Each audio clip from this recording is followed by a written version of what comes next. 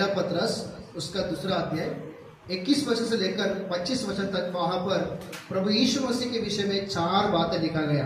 प्रभु यीशु मसीह के विषय में 4 बात लिखा गया। उसमें पहली बात है यीशु मसीह इस संसार में क्यों आया, और दूसरी बात है यीशु मसीह परमेश्वर की सेवा किस प्रकार से किया, और तीसरी बात है यीशु मसीह कलीसिया के प्रति अपने आप को किस प्रकार से समर्पित किया, और चौथी बात है यीशु मसीह किस प्रकार का आदर्श दिखाई दिया कि कलीसिया के लिए या चेलों के लिए और प्रेरित लोगों के लिए।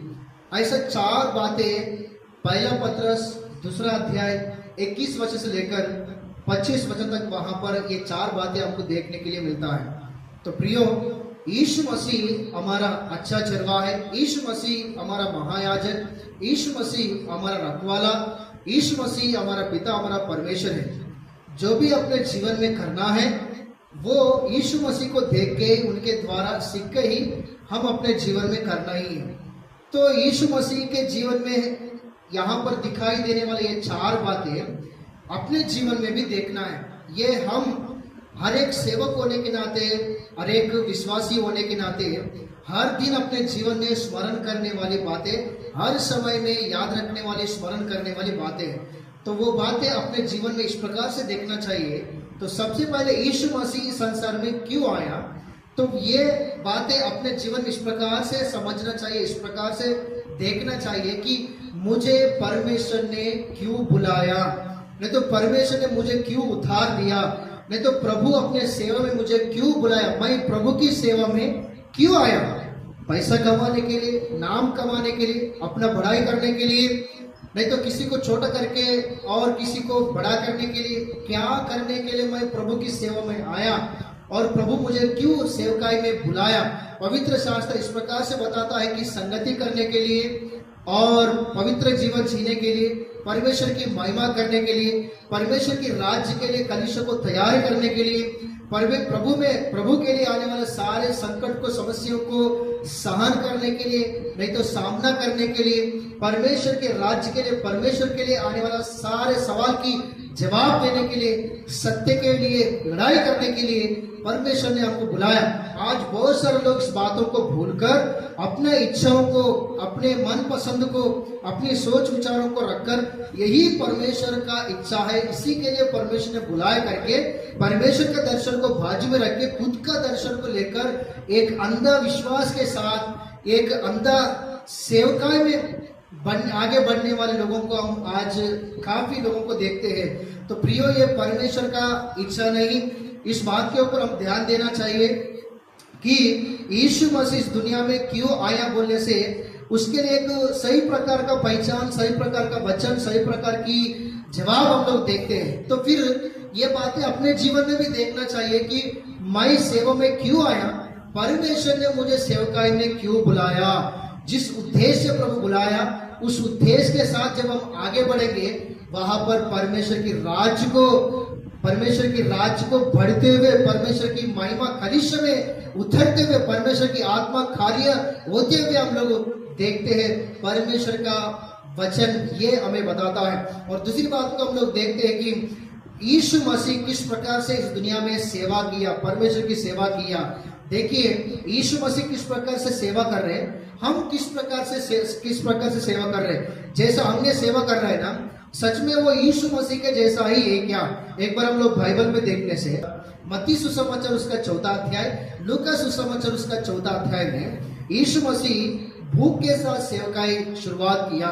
और जब यीशु मसीह को कलवरी क्रूस में हम लोग देखेंगे तो प्यास करके एक प्यास के साथ अपना सेवकाई को समाप्त किया। और उन्होंने जब इस दुनिया में आया था, रात भर उसने प्रार्थना किया और दिन भर सुसमाचार बताया। और उनके विषय में वचन इस प्रकार से लिखा गया कि मनुष्य पुत्र सेवा करवाने के लिए नहीं, सेवा करने के लिए आया करके लिखा गया। लेकिन आज का काफी लोगों का सेवा करवाने वाली सेवा है, लेकिन सेवा करने वाला सेवा नहीं है। तो किस प्रकार से हम सेवा कर रहे हैं, हम सेवक होने के नाते एक बार ध्यान देना चाहिए। मेरा प्रभु यीशु मसीह किस प्रकार से सेवा किया और मैं किस प्रकार से सेवा कर रहा हूँ, ये दूसरी बात है। और तीसरी बात को हम लोग देखते हैं कि उन्होंने कैसे कलीसिया के लिए अपने आप को समर्पित किया है। आदाम अव्वा के लिए किस प्रकार से समर्पित हुआ, और यीशु मसीह कलीसिया के लिए अपने आप को किस प्रकार से समर्पित किया, और हम सेवक होने के नाते कलीसिया के लिए किस प्रकार का कौन सी समर्पण के साथ किस प्रकार से अपने आप को समर्पित करके हम कलीसिया में प्रभु की सेवा कर रहे हैं। आप सभी लोग अच्छे से जानता है। एक बार अपने जीवन में आप लोग इस सवाल के साथ सोचकर देखिए, मैं कैसे समर्पित हूँ प्रभु की सेवा के लिए।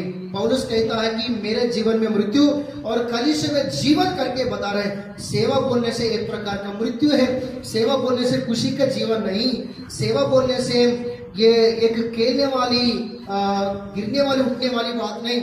सेवा बोलने से अपने इच्छे से मजाक उड़ाने वाली काम नहीं है। सेवा बोलने से एक मृत्यु करके सेवक लोग प्रकट किया है, बाइबल बता रहा है। तो इसलिए हमारा प्रभु की सेवा के लिए, कलीसिया के लिए हम किस प्रकार से समर्पित हो, इस बात के ऊपर एक बार ध्यान दीजिए। और आखिरी चौथी बात को हम लोग देखते हैं कि यीशु मसीह एक अच्छी आदर्शमय जीवन जिया है। तो हम एक सेवक होने के नाते सच में हम कलीसिया के लिए एक आदर्श है क्या? बाइबल बता रहा है कि पौलुस ने तिमोथी को बताता है कि तिमोथी अपनी जवान की उम्र में प्रेम में, बातों में और चाल चलन में और पवित्रता में, विश्वास में, सारे बातों में विश्वासी के लिए आदर्श बनो करके लिखा गया। हम एक सेवक होने के नाते क्या हमारे जीवन को लेकर हमारा परिवार सीखने वाले बात कुछ है हमारे जीवन में? तो हमको देख के हमारा परिवार कुछ सीख सकते हैं, हमको देख के विश्वासी लोग कुछ सीख सकते हैं क्या? हमको देख के समाज भी कुछ सीख सकते हैं क्या? हमारे जीवन में इस प्रकार का आदर्शमय जीवन है तो एक बार ध्यान दीजिए, सचमुच हमें एक आदर्शमय जीवन जीना चाहिए। ये चार बातें प्रभु यीशु मसीह के द्वारा हम लोग देखते हैं। इसलिए यीशु मसीह इस प्रकार से गवाही दिया कि यूहन्ना सुसमाचार उसका 17 अध्याय 4 और 5 वचन में, जो काम तूने करने के लिए मुझे दिया है और उसे पूरा करके पिता इसी दुनिया में या यहीं पे मैं आपकी महिमा किया करके लिखा गया। और यीशु मसीह इस प्रकार से बता रहा है। तो पौलुस भी एक अच्छी गवाही देते हैं, आप अच्छे से जानता है। दूसरे तिमोथी में हम लोग देखते हैं कि मैं अच्छी कुश्ती लड़ चुका हूँ और मैं मेरा विश्वास को मैंने रखवाले किया हूँ और मेरे लिए जीवन का मुकुट मेरे लिए तैयारी करके बहुत अच्छी गवाही पौलुस ने देता है। क्या हम इस प्रकार का गवाही दे सकते हैं क्या? ये हमारे जीवन में संभव है क्या? बोले तो संभव है। कैसे संभव हो सकता बोलने से, ये जो चार बातें जब हमारे जीवन में रहेंगे, निश्चय ये इस प्रकार, जिस प्रकार से यीशु मसीह गवाही दिया, जिस प्रकार से पौलुस ने गवाही दिया, वैसा हम भी दे सकता है।